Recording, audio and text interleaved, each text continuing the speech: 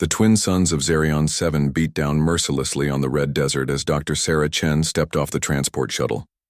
The heat hit her like a wall, even through her protective suit. She pulled her equipment cases from the cargo hold and looked across the archaeological site where she would spend the next 3 months. 4 impressive structures dotted the landscape near the ancient alien ruins they had come to study. Each shelter showed off the advanced technology of its builders' species. Sarah had seen pictures of them during her briefing, but seeing them in person was something else entirely. The largest structure belonged to Thok, the Gravnian engineer. His shelter floated 3 meters above the desert floor, held up by shimmering energy fields.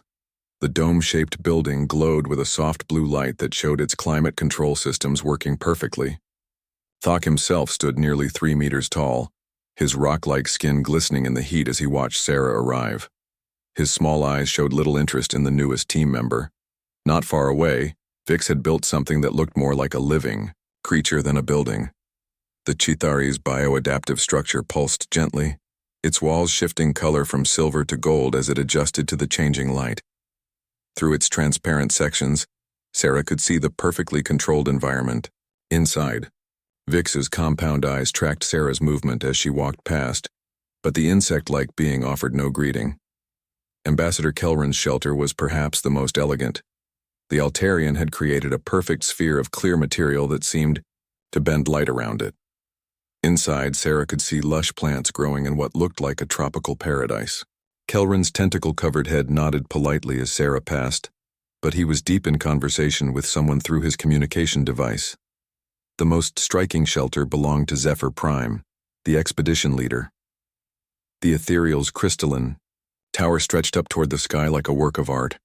It caught the light from both suns and split it into beautiful patterns that danced across the desert sand. Zephyr Prime stood at its base, tall and graceful, with skin that looked like it was made of living crystal. When Sarah approached to report in, Zephyr Prime's voice rang like music. "Dr. Chen, welcome to Zerion 7, Zephyr Prime said, though the tone suggested the welcome was more duty than warmth.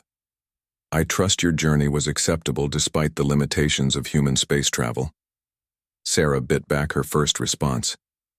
She had heard about ethereal attitudes toward humans, but experiencing it firsthand was different. "Thank you, the journey was fine. Where would you like me to set up my shelter?" Zephyr Prime gestured toward an empty area away from the other structures. "That space should be adequate for your needs. I assume you brought appropriate equipment? The desert can be challenging for species not properly prepared." "I brought everything I need," Sarah said simply. Over the next few hours, Sarah began unpacking her equipment while the other expedition members watched with growing amusement.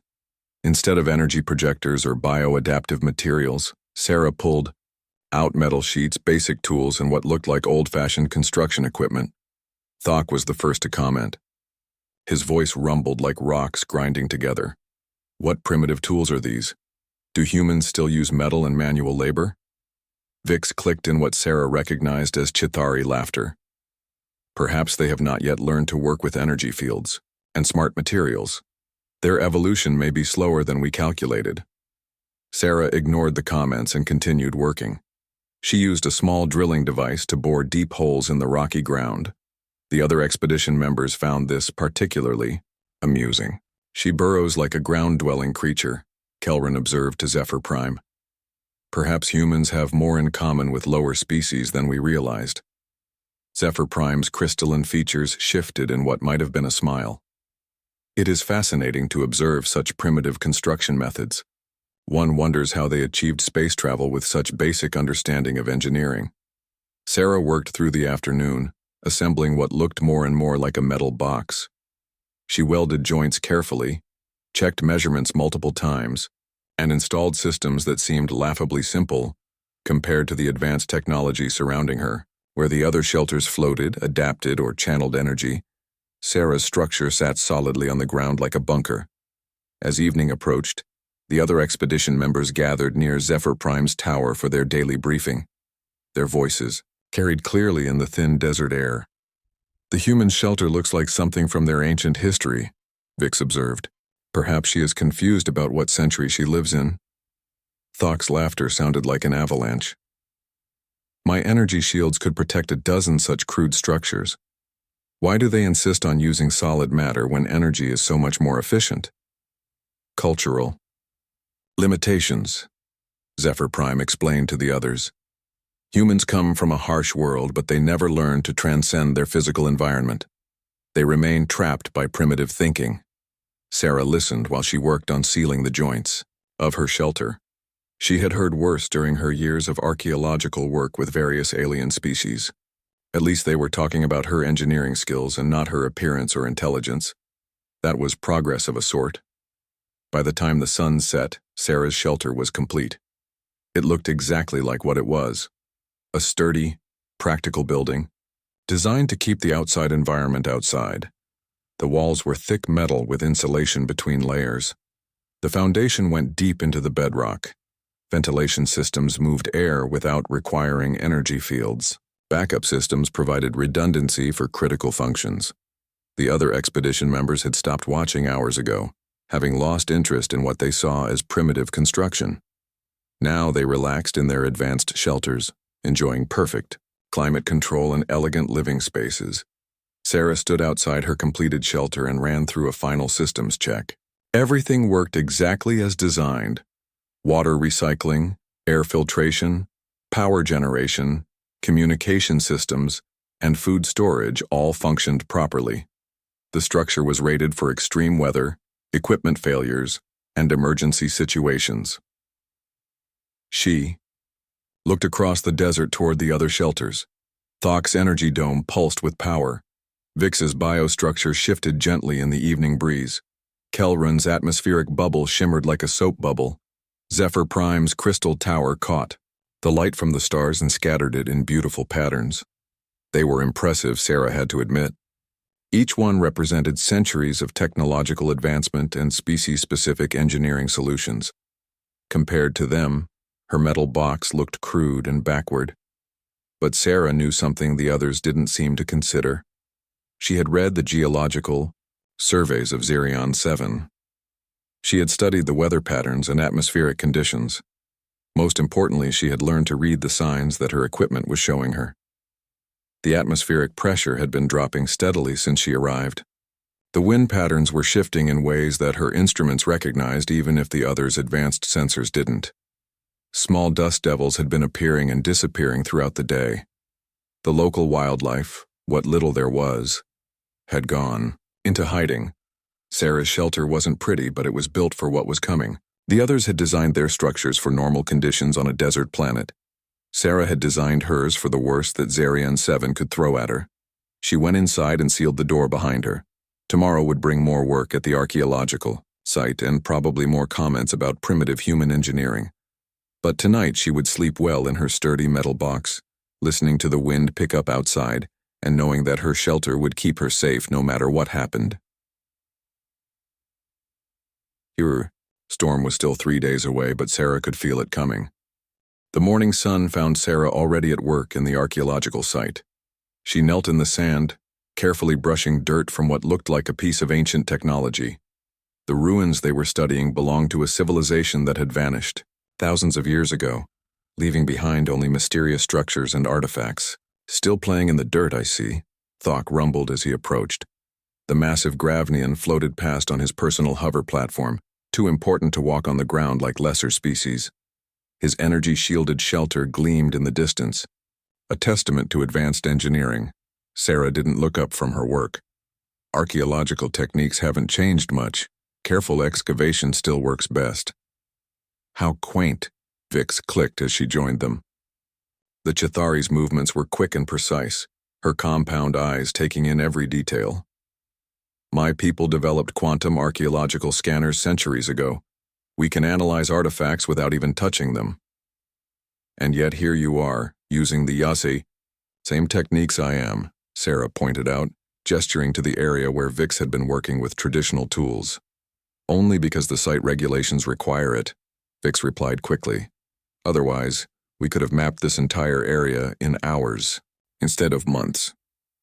Kelrun approached more diplomatically, his tentacles carrying a steaming cup of some alien beverage. Dr. Chen, how are you finding the accommodations? I noticed your shelter has a very traditional design. Sarah finally looked up. It serves my needs. I'm sure it does, Kelrin said gently, though I must admit I was surprised to see such simple construction methods. On Altair, we moved beyond solid architecture millennia ago. Our buildings grow themselves now, adapting to each resident's needs. Like my biostructure, Vix added proudly. It monitors my body chemistry and adjusts the environment continuously. Temperature, humidity, air composition, even the wall colors change to optimize my comfort and productivity. Thok's laughter shook the ground. At least your shelter moves. The humans doesn't even hover. How do they clean the sand from underneath it? We sweep, Sarah said simply, returning to her work. This sent the aliens into fresh rounds of amusement. The idea of manually cleaning seemed to strike them as incredibly primitive. As the days passed, the comments continued. During meals in the common area, Sarah often overheard conversations about human technology and culture. The aliens didn't mean to be cruel, but their casual dismissal of human achievements was constant. I was reading about human space travel, Vix mentioned one evening. They still use chemical rockets for some applications. Chemical rockets, can you imagine? Their ships take months to travel distances our vessels cover in days, Zephyr Prime observed. The expedition leader rarely joined these conversations, but when they did, the others listened carefully. It speaks to a fundamental limitation in their understanding of space-time manipulation. Perhaps they simply haven't evolved enough, Kelrune suggested diplomatically. Every species develops at its own pace. Humans are relatively young as a spacefaring civilization. True, Thok agreed. My people were still using stone tools when the ethereals were building crystal cities. But we learned, we adapted, we embraced advanced technology. The humans seem stuck in their primitive ways, Vix added. Look at that shelter. Metal plates, welded together. It's something my ancestors might have built before we learned to work with living materials. Sarah listened to these conversations while eating her simple human food. The others dined on perfectly balanced nutritional supplements, or meals prepared by molecular assemblers. Her packaged rations seemed crude by comparison, but Sarah had other things on her mind. Her weather instruments continued to show concerning patterns. The atmospheric pressure kept dropping, slowly but steadily. Wind speeds were increasing, and the direction kept shifting in ways that suggested large-scale atmospheric disturbances. She tried mentioning her concerns to the others. My readings show some unusual weather patterns developing, she said during one evening briefing. We might want to prepare for storms. Zephyr Prime consulted their advanced atmospheric analysis system. The crystalline display showed detailed weather projections extending weeks into the future. Our sensors indicate clear conditions for the next 27 days.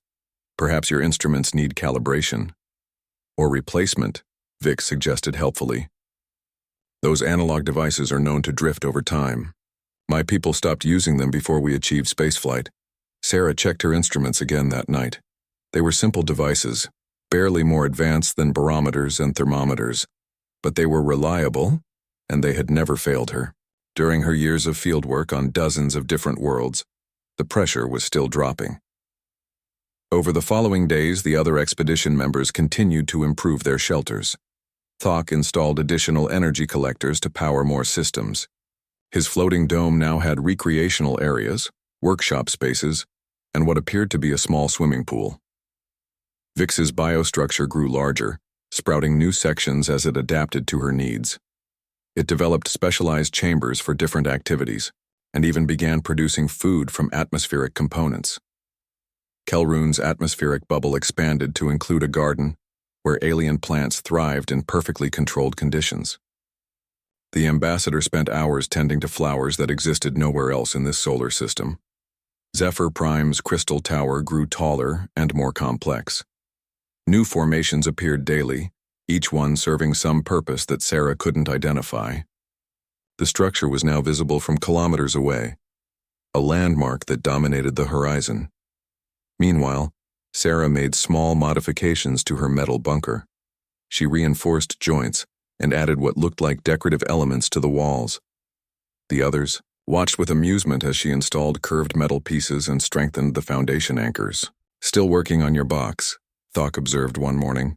"What are those additions supposed to do?" "Weather protection," Sarah replied simply. "Weather protection?" Vix clicked in laughter. "What weather? The skies have been perfectly clear for weeks."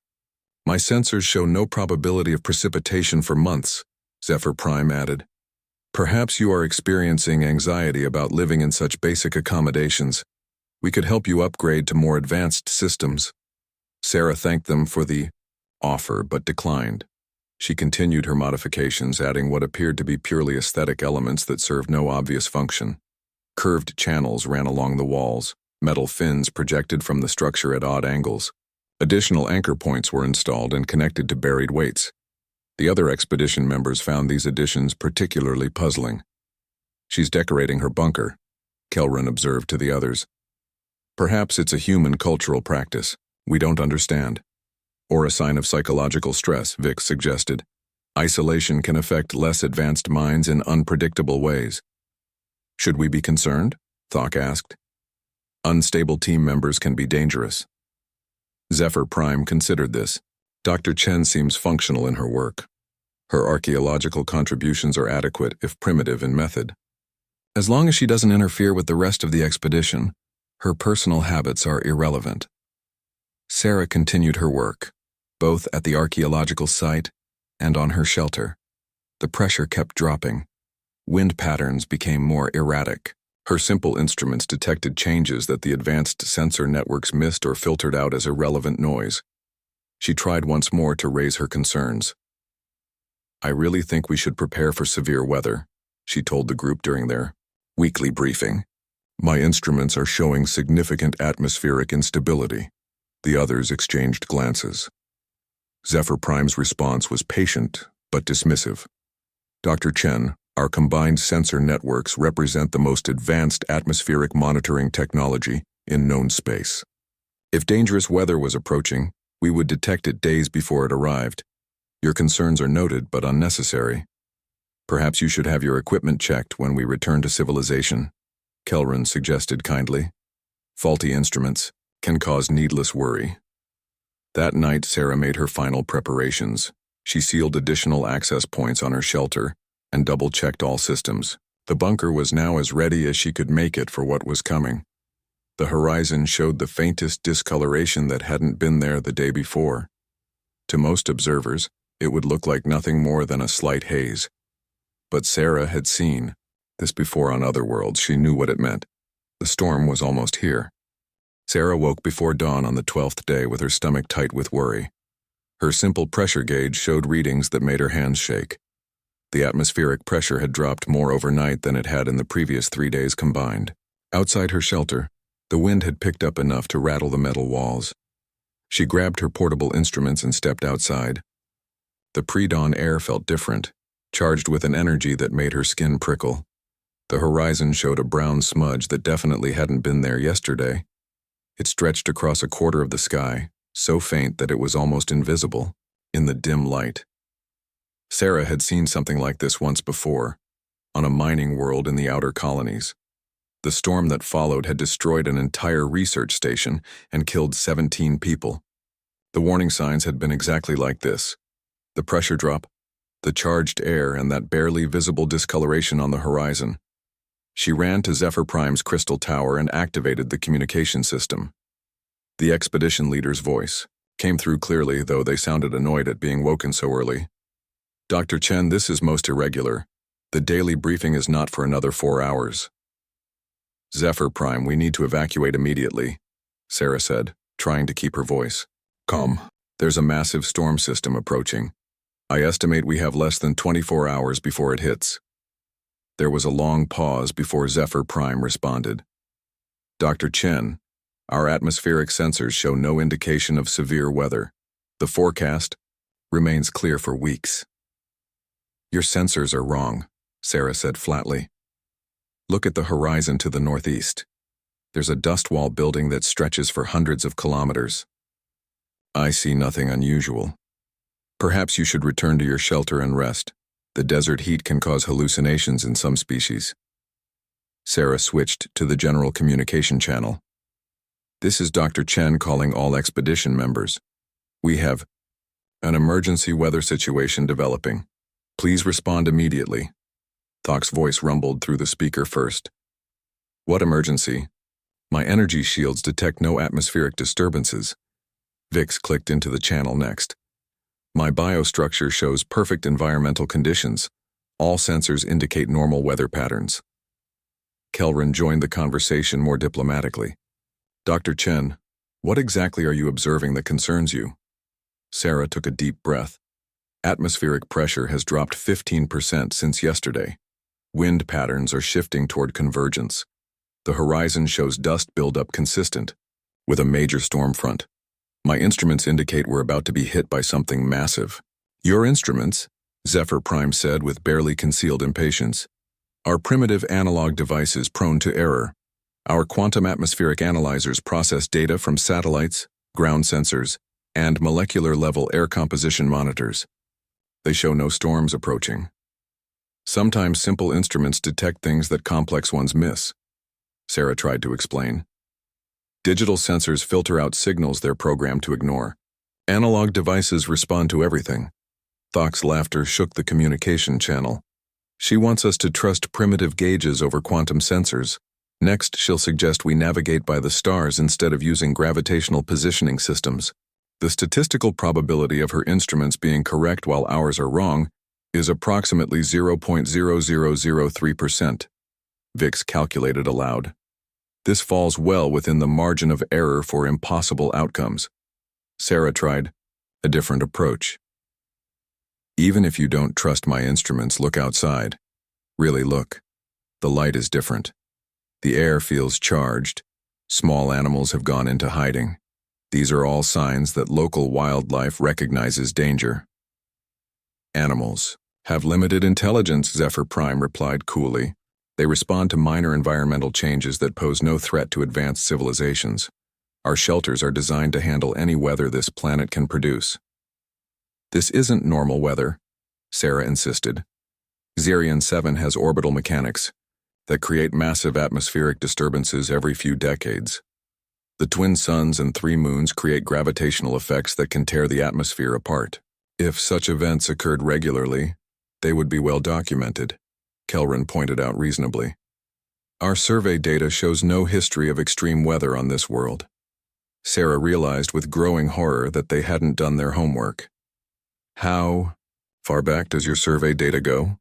37 standard years of continuous monitoring, Vix replied promptly. More than adequate for establishing weather patterns. These storms happen every 50 to 70 years, Sarah said desperately. Your data doesn't go back far enough. I found references to them in the archaeological records. The civilization that built these ruins wrote about great storms that scoured the desert clean. Ancient mythology, Thok rumbled dismissively. Primitive peoples often created stories to explain natural phenomena they couldn't understand. Sarah looked around at the other shelters. Thok's energy dome continued to pulse with power, floating serenely above the desert floor. Vix's biostructure had grown overnight, adding new sections that gleamed in the morning light. Kelrun's atmospheric bubble showed no signs of stress, the plants inside growing peacefully. Zephyr Prime's crystal tower reached toward the sky like a beacon of advanced civilization. They were all so confident in their technology, so certain that their advanced systems could handle anything this backward desert world could produce. Sarah realized they wouldn't believe her until it was too late. At least prepare your shelters for severe weather, she pleaded. Activate emergency protocols, secure any loose equipment, check your backup systems. Dr. Chen, Zephyr Prime said with the patience of someone explaining something to a child. Our shelters don't require preparation for weather events. They adapt automatically to changing conditions. That's what makes them advanced. What if they can't adapt fast enough? What if the conditions exceed their design parameters? Impossible, Vic stated flatly. My biostructure can adapt to any environmental condition within seconds. It's designed to survive on worlds far more hostile than this desert. My energy. Shields can deflect meteorites, Thok added proudly. A little wind and sand posed no challenge. Sarah spent the rest of the morning trying to convince them. She showed them her pressure readings, pointed out the growing discoloration on the horizon, and tried to explain what she had learned from the ancient records. But every piece of evidence she presented was dismissed or explained away. By midday, the wind had picked up enough that it was difficult to work at the archaeological site. Dust devils danced across the desert, growing larger and more frequent. The sky took on a yellowish tint that spoke of atmospheric disturbance. Sarah made one final attempt during the afternoon briefing. "The storm will be here by tomorrow morning. At the latest," she announced. "I'm asking you one more time to take precautions. Even if you don't believe me, what's the harm in being prepared?" Zephyr Prime's crystalline features showed something that might have been sympathy. "Dr. Chen, we appreciate your concern for the expedition's safety. However, we cannot disrupt our research schedule based on fears unsupported by reliable data. Your psychological distress is understandable," Kelrune added gently. "Living in such basic accommodations while surrounded by advanced technology can create anxiety. Perhaps you should return to your shelter and rest." Sarah looked around the table at their faces. Thok seemed amused by her persistence. Vix appeared, to be calculating the probability of various weather scenarios. Kelrune looked genuinely concerned, but not about the weather. Zephyr Prime had already moved on to other topics.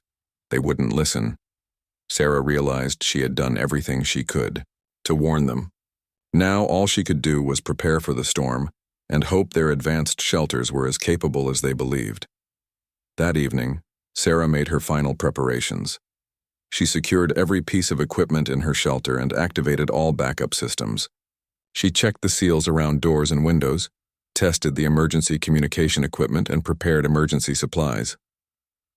Outside, the wind continued to build. The dust on the horizon was now clearly visible, a brown wall that seemed to stretch from the ground to the edge of space. Lightning flickered deep within the approaching storm, still too far away to hear the thunder.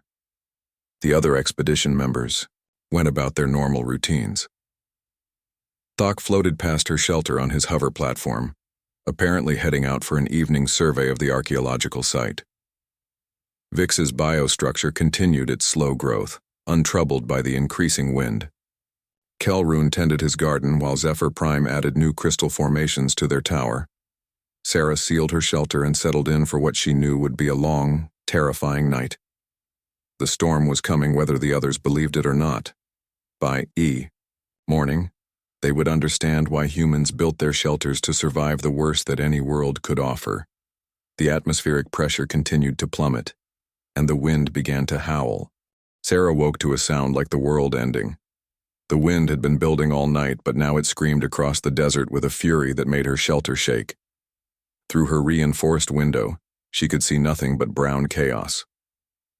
The storm had arrived with a violence that took her breath away, even though she had expected it. Her instruments showed wind speeds that her equipment couldn't measure accurately beyond extremely dangerous. The atmospheric pressure had dropped so low that her ears popped constantly. Outside, the temperature was plummeting as the storm blocked both suns.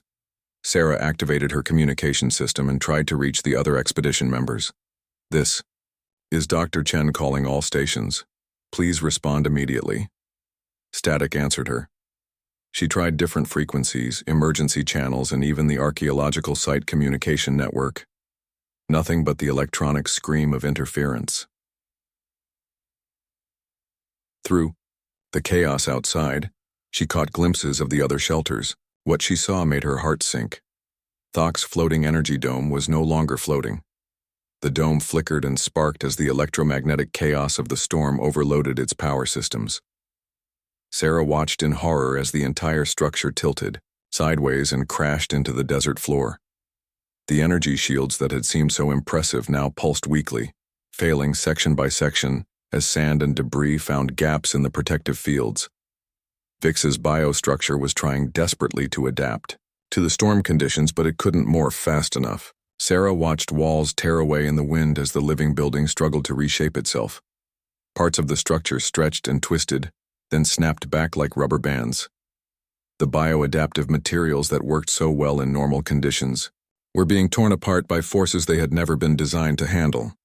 Kelrun's atmospheric bubble had already burst. The diplomatic shelter that had looked so elegant was now just scattered pieces of transparent material scattered across the desert. Through the storm, Sarah could see Kelrun struggling against the wind, trying to reach some kind of shelter.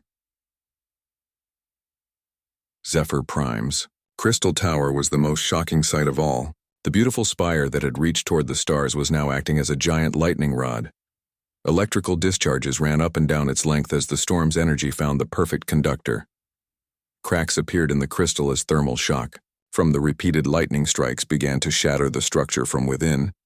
Sarah grabbed her emergency equipment and headed for her shelter's door. She couldn't reach the others by radio, but she might be able to help them in person. As she opened the door, the wind nearly knocked her down. Sand moving at hurricane speed felt like being shot with thousands of tiny bullets. The air was so thick with debris that she could barely breathe. She fought her way toward the nearest shelter, which was Kelrun's destroyed bubble. The ambassador was huddled behind a piece of wreckage, tentacles wrapped around a metal fragment. For protection, Sarah had to shout to be heard over the wind. "Kelrun, this way. Follow me." The Altarian looked up with relief. "Dr. Chen, my shelter failed completely. The bubble couldn't handle the pressure changes." Sarah helped Kelrun to his feet and they struggled together toward her bunker. The wind tried to knock them down with every step. Sand blasted against their protective suits hard enough to scratch the reinforced material. By the time they reached Sarah's shelter, both of them were exhausted. Inside, Kelrun collapsed gratefully. "How is your shelter still intact? The storm destroyed everything else in minutes." "It's designed for this," Sarah said simply, helping the ambassador to a chair. "Let me try to reach the others." She activated her shelter's more powerful communication array and tried again to contact Thok, Vix, and Zephyr Prime. This time she got responses, though they were broken and filled with static. "Help. Power failing. Can't reach," came through what might have been Thok's voice. "Structure collapsing. Adaptation failed." Could have been Vix. "Tower fracturing. Lightning damage." Sounded like Zephyr Prime. Sarah looked at Kelrun. "I'm going out again. They need help." "In this storm? It's suicide." "Maybe. But I can't leave them out there to die." Sarah put on her heaviest protective gear and prepared to venture back into the chaos. The wind was even worse now, and she could see chunks of metal and crystal flying through the air like missiles. One piece of debris from Thok's shelter smashed into her bunker's wall with enough force to dent the thick metal. She found Thok first, trapped under part of his collapsed energy dome. The massive Gravnian was conscious but couldn't move the debris that had pinned his legs. His rock-like skin was cracked and bleeding where flying sand had acted like sandpaper. "Human, how are you alive in this storm?" Sarah didn't waste time on explanations. She used a metal bar as a lever to shift the wreckage enough for Thok to crawl free. Together they fought their way back to her bunker, the big alien leaning heavily on Sarah's much smaller frame. Vix was harder to find. The Chithari had been thrown clear when her biostructure collapsed, and Sarah found her unconscious behind a pile of twisted organic material that had once been living walls. Vix's exoskeleton was cracked in several places, and her compound eyes were clouded with pain when she regained consciousness.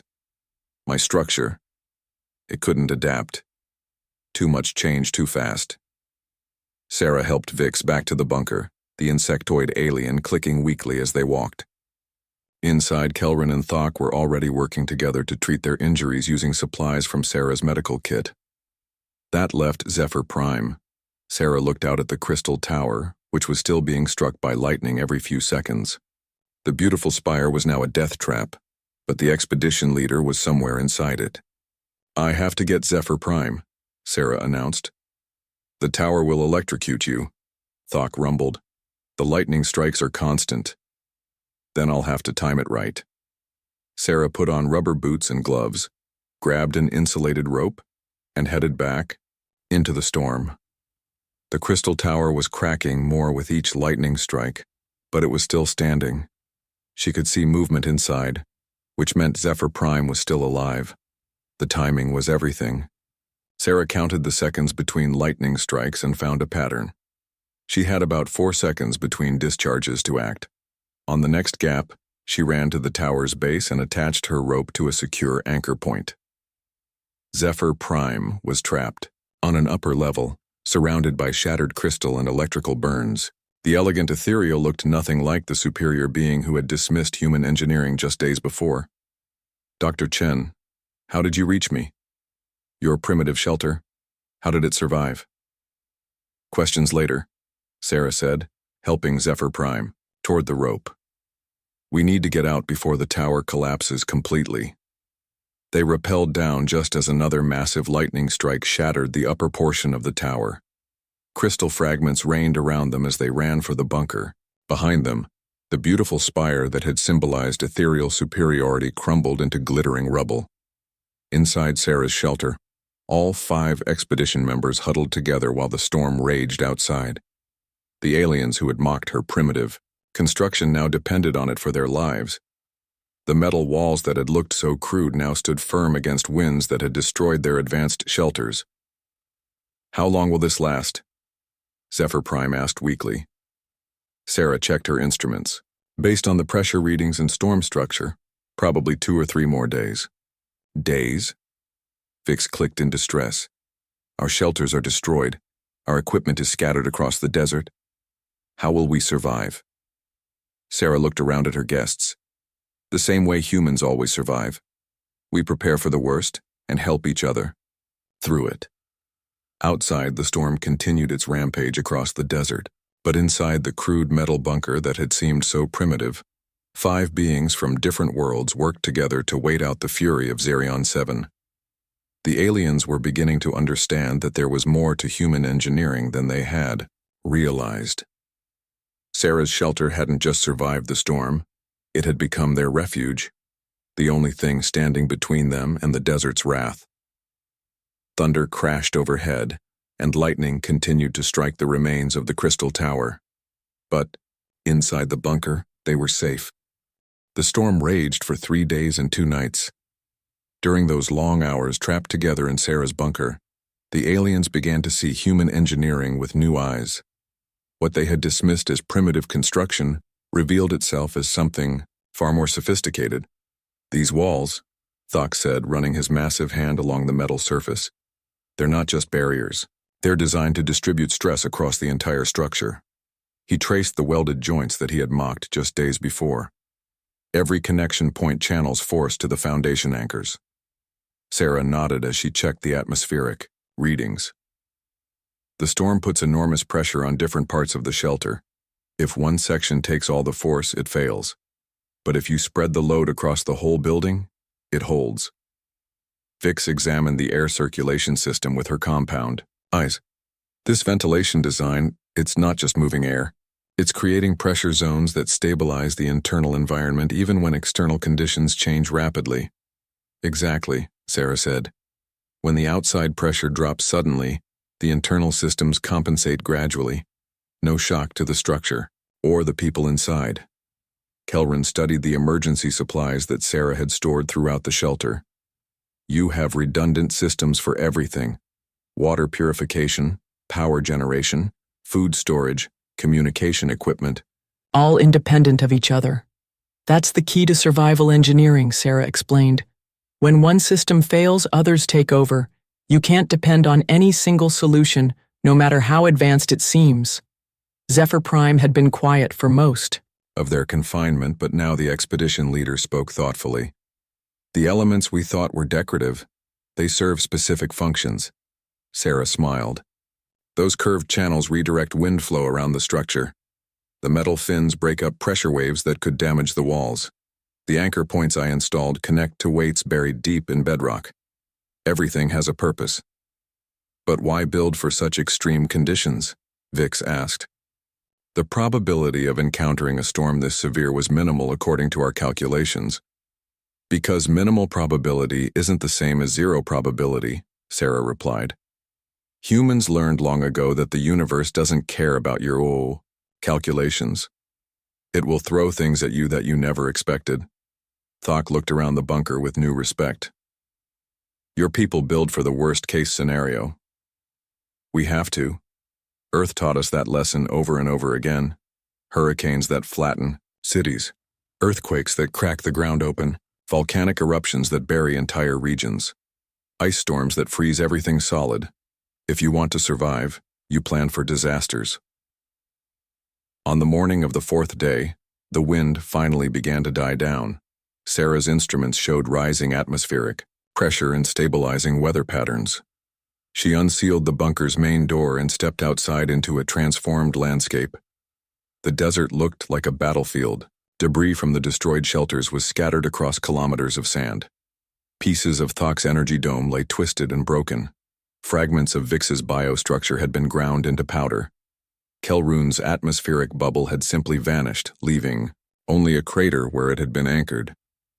Zephyr Prime's crystal tower was now a pile of glittering fragments that caught the morning light.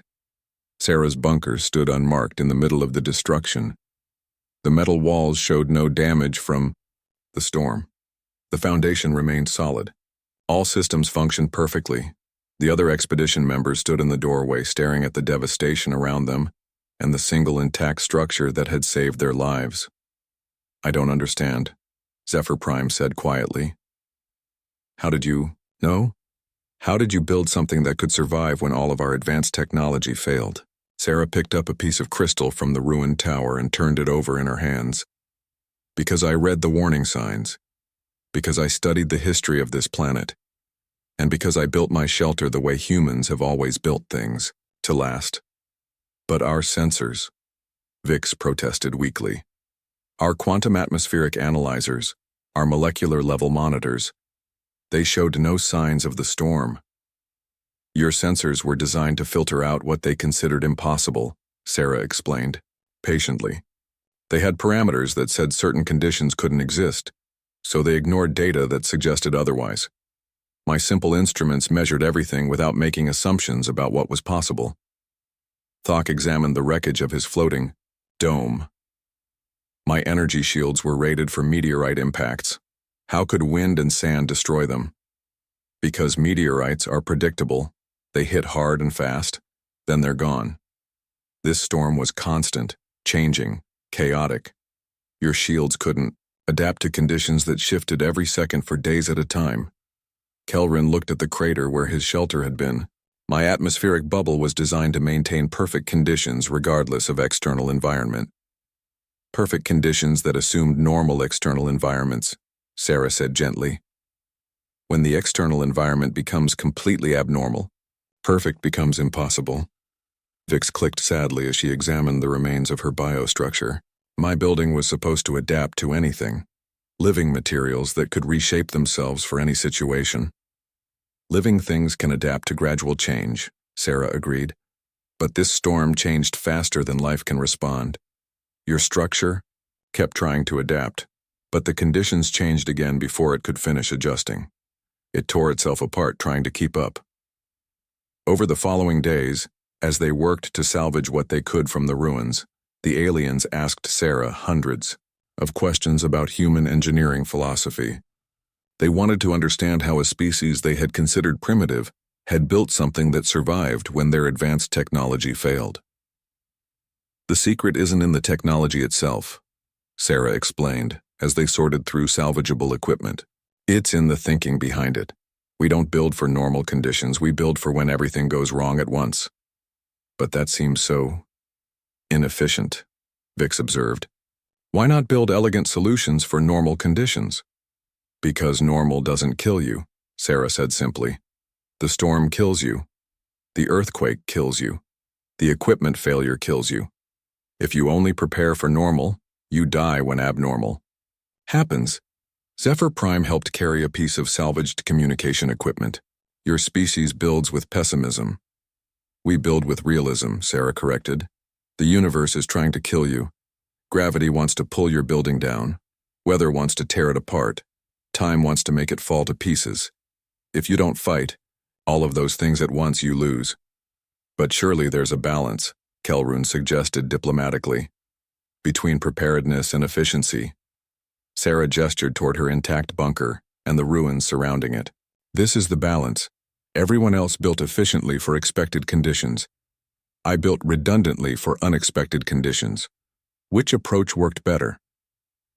The aliens fell silent, considering this.